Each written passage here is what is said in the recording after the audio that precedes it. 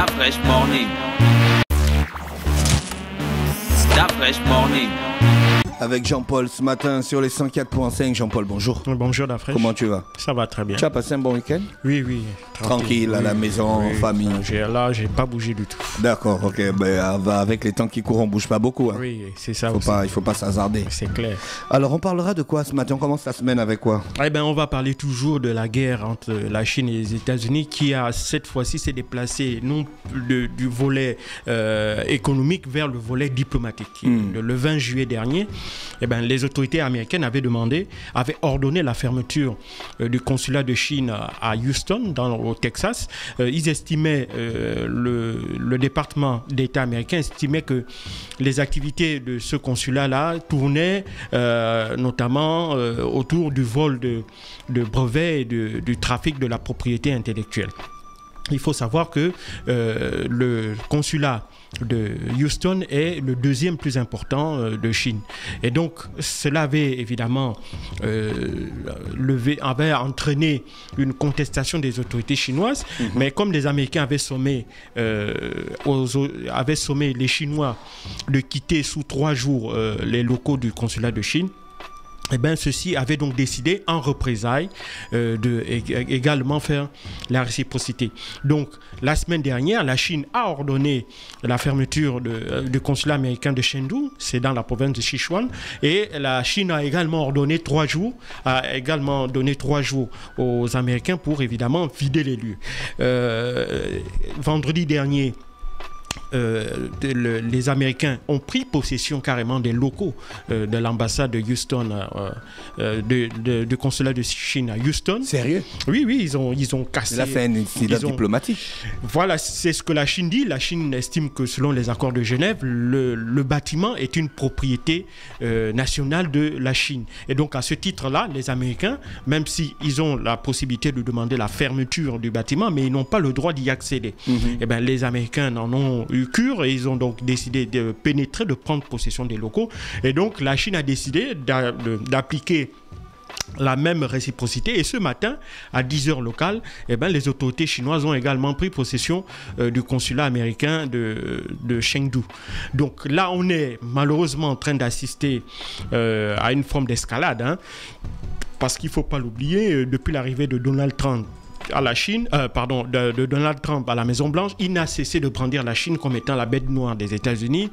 Il l'accuse de tous les maux. Il faut savoir que également sur le problème de la crise sanitaire, eh ben, les Américains accusent la Chine d'être à l'origine de la pandémie mondiale et certains même n'hésitent pas à dire que le Covid-19 est une grippe qui a été génétiquement modifiée par les Chinois justement pour essayer d'affaiblir les pays du monde.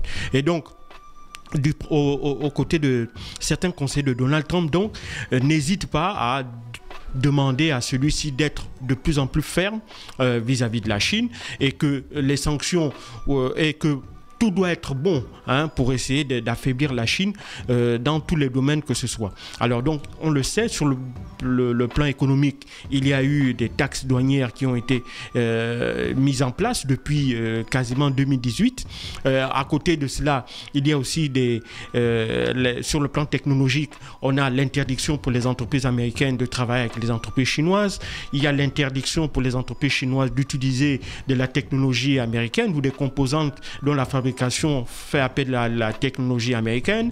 Et puis, on a maintenant, sur le plan diplomatique, on commence à s'accuser, on commence à prendre des mesures visant à fermer les consulats des uns et des autres. Il faut savoir que du côté de la Chine, les raisons qu'ils donnent, c'est qu'ils sont beaucoup plus sur la défensive. Ils estiment qu'à chaque fois que les Américains vont essayer de leur porter un coup, eh ben, ils vont essayer de répondre de manière similaire.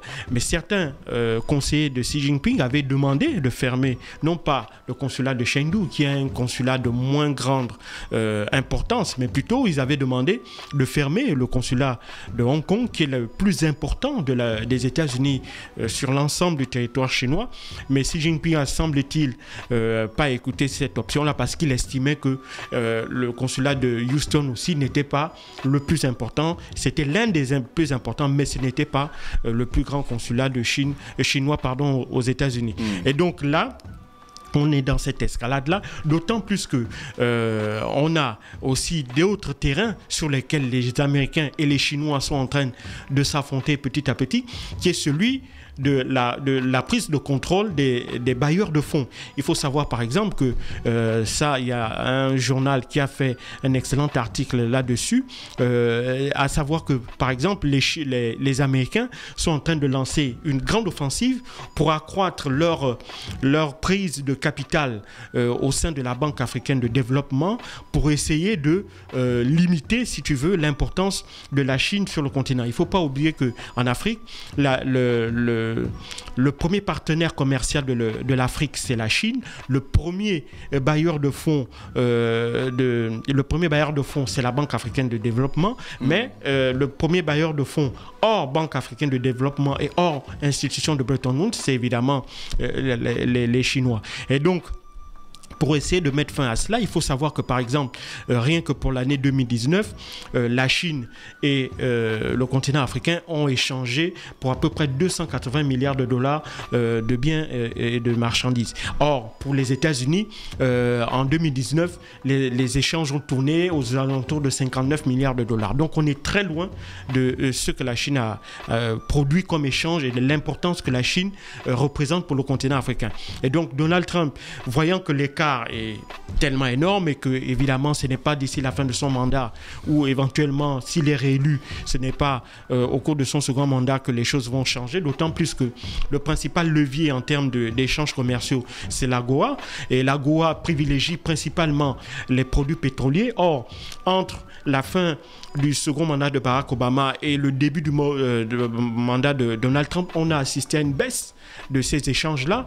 On est passé environ de 53-54 milliards de dollars. On est descendu jusqu'à 39 milliards de dollars. Cela a été dû en fait, cela a été dû au fait que les États-Unis avaient atteint un niveau d'indépendance vis-à-vis du pétrole, donc n'étaient plus dépendants du pétrole de l'étranger, et donc ils avaient donc baissé mécaniquement. Ça avait entraîné une baisse des échanges dans le cadre de l'AGOA, puisque les trois quarts des échanges qui se faisaient dans le cadre de cet accord-là représentaient uniquement les produits pétroliers. Donc, pendant ce temps, la Chine, elle n'a pas négligé le continent africain. La Chine a toujours eu des échanges très importants avec le continent africain, et donc elle est devenue aujourd'hui pour les États africains un partenaire incontournable. Et donc c'est cette situation-là à laquelle les États-Unis voudraient mettre fin en essayant de prendre le contrôle notamment de la Banque africaine de développement. Ce qui laisse présager que certainement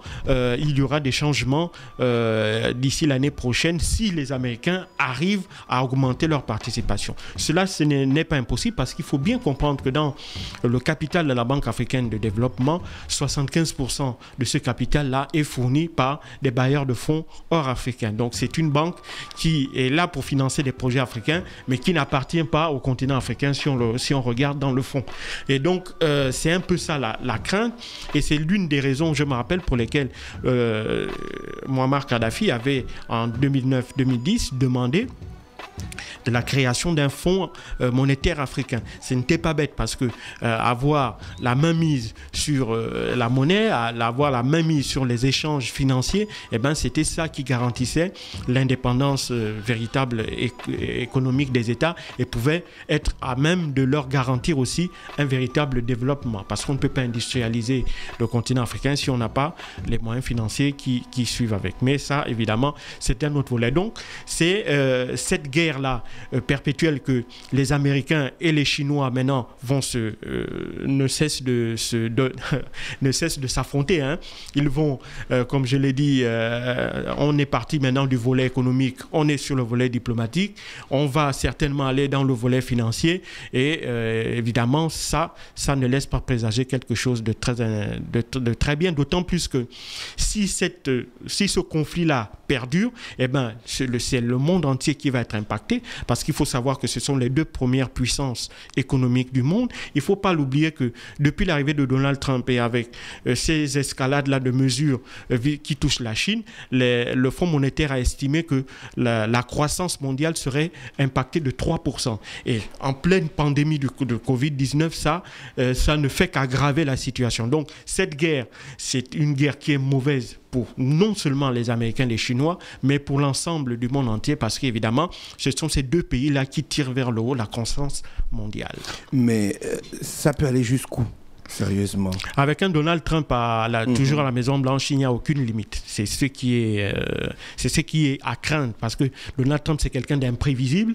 Même les ténors du Parti républicain ont tout essayé pour essayer de le canaliser sur le plan aussi bien de la politique intérieure qu'internationale, mais ça, ils n'y sont pas parvenus. Et c'est justement ce qui explique qu'au niveau de sa base, il soit extrêmement populaire. Au niveau de sa base républicaine, il faut savoir qu'environ 40% des Américains qui votent républicains sont pour Donald Trump, justement parce qu'il ne donne pas l'impression d'être quelqu'un qui peut être manipulable à souhait. Et malheureusement, c'est cette image-là ou c'est ce caractère-là qui fait qu'il n'écoute pas aussi les conseillers, et ces conseillers qui sont mieux aguerris sur ces questions économiques notamment, il ne les écoute pas, il agit un peu comme bon lui semble, et ça, malheureusement, ça laisse présager. Mais on a dit que la Chine, on dit que la Chine, c'est l'usine du monde.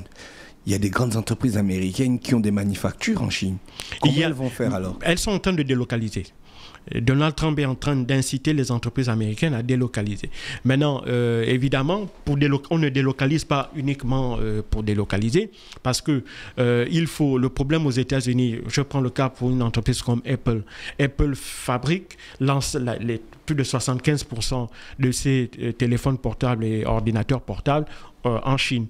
Alors, maintenant, pour délocaliser pour Apple, revenir aux États-Unis, c'est possible, mais il y aurait, en termes de coût d'opportunité, le coût, il n'y a véritablement rien de plus attractif que ce qui est en Chine. En Chine, ils ont des ouvriers hautement qualifiés, mais avec des salaires beaucoup plus bas. Même si aujourd'hui, si on regarde les 10 dernières années, le marché intérieur chinois de l'emploi, on constate que le salaire minimum est en train de baisser. C'est la raison pour laquelle vous avez certains secteurs comme le textile, où de grandes entreprises commencent à quitter la Chine pour aller notamment au Bangladesh, en Éthiopie, ou par exemple en Inde ou au Pakistan, parce que là-bas aussi, on commence les salaires sont plus bas qu'en Chine, et là-bas évidemment il y a une rentabilité qui devient de plus en plus forte, alors qu'en Chine, avec l'augmentation accrue du salaire minimum, cela n'est plus véritablement rentable pour ces entreprises-là de continuer à investir en Chine dans le domaine. Mais pour ce qui concerne les secteurs de très haute technologie, la Chine reste imbattable en matière de coût de l'emploi, parce que là-bas, vous avez des ouvriers hautement qualifiés, mais qui coûtent relativement moins cher comparé aux ouvriers français, allemands, américains ou autres. Donc, pour les Américains, notamment ceux qui sont dans le secteur de la haute technologie, ils sont face à un dilemme. Ils ont jusqu'à 2027 pour totalement quitter la Chine, et donc ça devrait leur laisser le temps de trouver un autre point de chute, éventuellement de former des ouvriers qui soient aussi qualifiés que les ouvriers chinois, mais ça évidemment c'est une autre affaire, parce que d'ici 2027 il pourrait encore se passer beaucoup de choses, notamment si Joe Biden par exemple est élu. Il est clair que beaucoup de décisions prises par Donald Trump s'agissant par exemple des traités bilatéraux, la plupart des traités bilatéraux que Donald Trump a négociés durant son mandat là, si Joe Biden arrivait au pouvoir, il est clair qu'on reviendrait au multilatéralisme d'antan, et cela sonnerait le glas du bilatéralisme prôné par Donald Trump. Merci Jean-Paul qui est avec nous ce matin sur les 104.5 Urban FM, la station urbaine dans le Da Fresh Morning. On se retrouve demain. Parce qu'il sera à 7h30. Exact. Da Fresh Morning.